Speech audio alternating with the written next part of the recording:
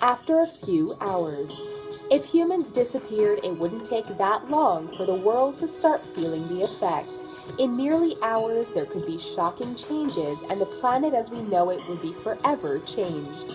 Since most power stations around the world work on fossil fuel produced by human-run power plants, power around the world would shut down. This means all of the lights and machines run by power plants would just stop working. The world would go almost dark, but there would still be power thanks to solar panels and windmills. After a few days. In 48 hours without proper maintenance, the windmills and solar panels that were still activated would soon shut down, and the planet would now officially be without any power.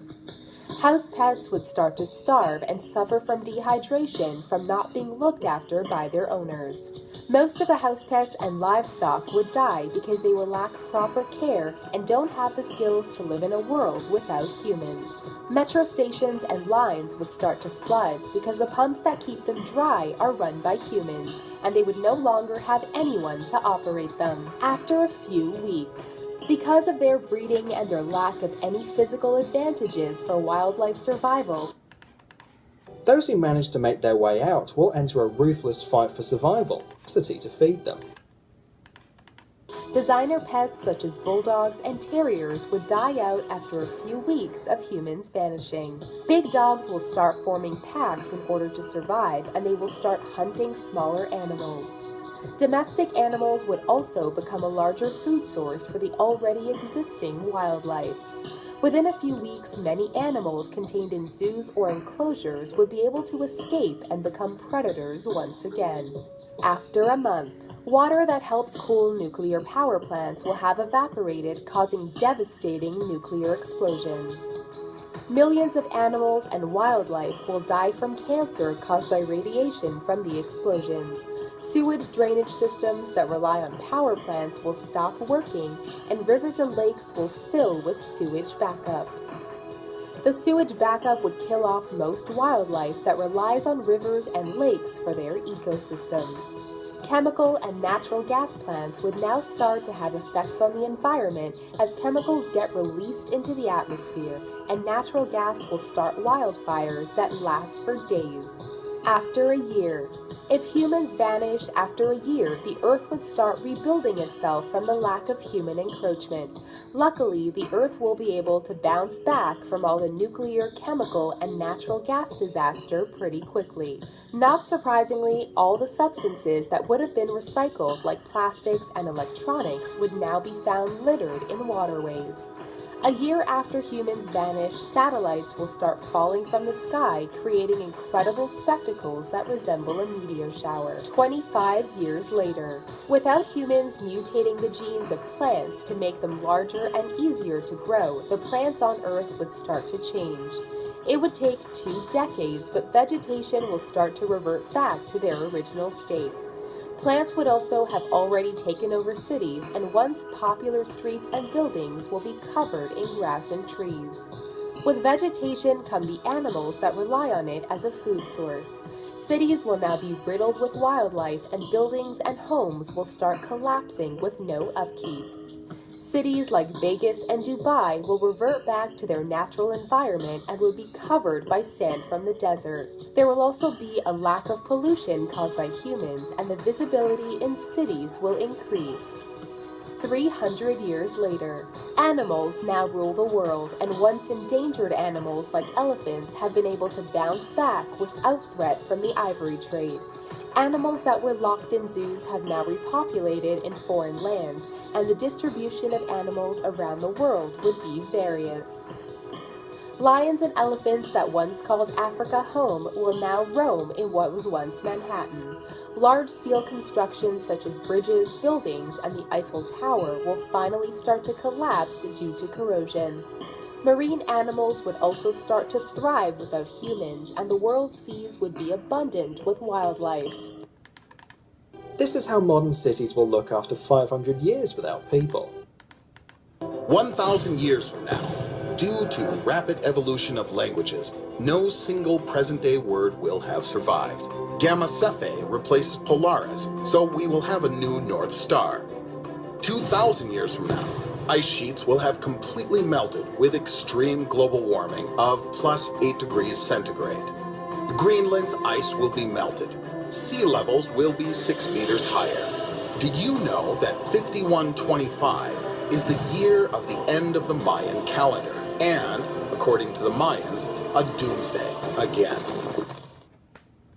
If we survive 5125, 10,000 years later, all the cities and any indicators of human existence would be gone except for a few stone structures. 10,000 years after humans vanish, only the pyramids, Great Wall of China, and Mount Rushmore will survive.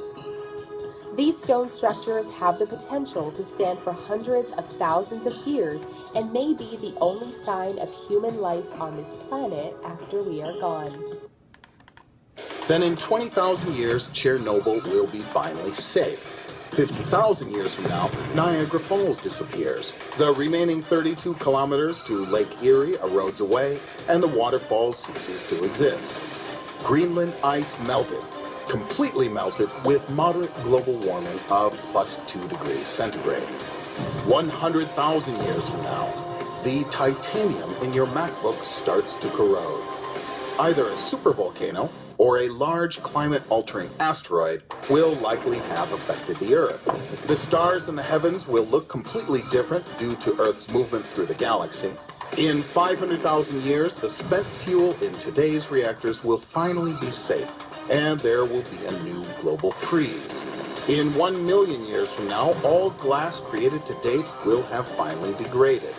Massive stone structures, like the pyramids at Giza, or sculptures at Mount Rushmore may still exist. Everything else, gone. Some have proposed that in 5 million years, the Y chromosome could die out, making men impossible. 50 million years from now, 50 million years. The only thing that will survive after 50 million years without humans will be plastic. Future aliens that come to our planet will be puzzled by the plastics they find in fossils. It would take our planet another 50 million years to rid itself of plastics. In another 50 million years, they will be gone as well. As you can see, our planet is quite sturdy and can get rid of all of our trash. Africa will have collided with Eurasia, sealing off the Mediterranean basin and creating a mountain range similar to the Himalayas. Antarctica ice migrates north and melts, raising sea levels by 75 meters. Don't worry, the entire galaxy could be colonized by that time. In 60 million years, the Earth's orbit will become unpredictable. In 250 million years, the continents will start moving and create a new supercontinent. If after 300 million years or later there will be a new rational species, they might not even notice there was a civilization before. 800 million years from now, C4 photosynthesis is no longer possible, and as a result, multicellular life dies. 1 billion years from now, the sun becomes 10% brighter. The average temperature of the Earth's surface is now 47 degrees Celsius. The seas and oceans are gradually evaporating, and the atmosphere is saturated with water vapor, creating a powerful greenhouse effect. Earth is no longer such an hospitable place in our solar system. 2 billion years from now, the Earth's core freezes and the planet stops rotating. No rotation, no magnetic fields, no protection from the sun. The surface temperature hits 147 degrees Celsius. All life dies.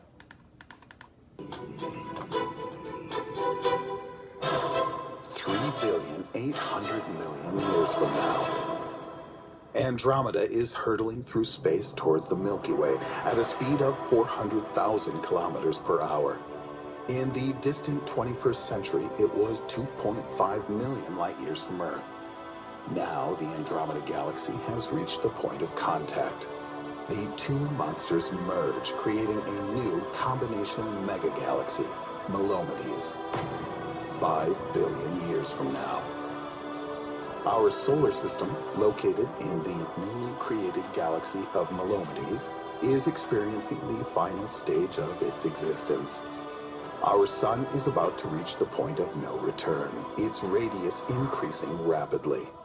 It is now 200 times larger than it was in the 21st century.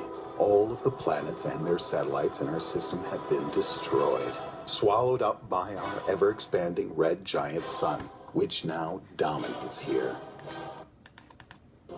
In 7 billion years, the red giant sun hits its maximum. 256 times its current size. The Comet Observatory Starship Mario and the Star Shrew will be destroyed. And then the sun becomes a carbon-oxygen white dwarf with about 50% its present mass. 12 billion years from now, our solar system, in which life once thrived, now looks like this. Just a small, dense white dwarf star, which is gradually fading and cooling into the next stage, that of a cold and inactive black dwarf, the remains of our once proud sun. There's nothing else around, but soon even this nothing will disappear. 20 billion years from now, one potential end of the universe. All matter is torn apart by the expansion of the universe. All distances become infinite. 100 billion years from now, the irregular collection of galaxies known as the Virgo supercluster is nearly 200 million light-years in diameter and is comprised of hundreds of small clusters and galaxy groups, including our own. This enormous supercluster has now grown so old that it begins to stabilize and converge into one super mega behemoth galaxy that spans hundreds of millions of light years. This same lawlessness is happening across the universe with all of the other superclusters as they also begin to converge. But due to the accelerating effect of dark energy, all of this is happening very slowly, relatively speaking. Mega billions of light years of the cosmic abyss still divide the superclusters at this moment in time. 1 trillion years from now, the beginning of the end. Almost all of the existing galaxies have died, and unfortunately there are almost no clouds of gas left, which are necessary for the formation of new stars. 2 trillion years from now, dark energy is ever faster and faster dominating the expanses of our universe as the acceleration is accelerating. At this point, the universe's size has reached a truly monumental and mind-boggling scale. The acceleration becomes so rapid that all objects that are beyond our or any local supercluster of galaxies are no longer visible. If there are still surviving sentient beings in the universe at this point, they are no longer able to obtain any new empirical data on the state of the large-scale structure of the universe on the scale studied in the past. 20 trillion years from now, the end of sunsets. Even the longest-lived stars of our galaxy, red dwarfs, pass on into oblivion. After these, there are small, cold black dwarfs and the meager radiation emanating from them. And of course, there still remains the lords of nothingness, black holes. It's growing darker and darker in our galaxy. 100 trillion years from now. 100 trillion years from now. This is the end. The last normal star in the universe crosses over. Except for neutron stars and the white, brown, and black dwarfs, there are no more stars in the universe. Black holes, forever drifting across the unending darkness, eat the remnants of the planets. All the stars will have died. The only objects left are remnants, white dwarfs, neutron stars, and black holes.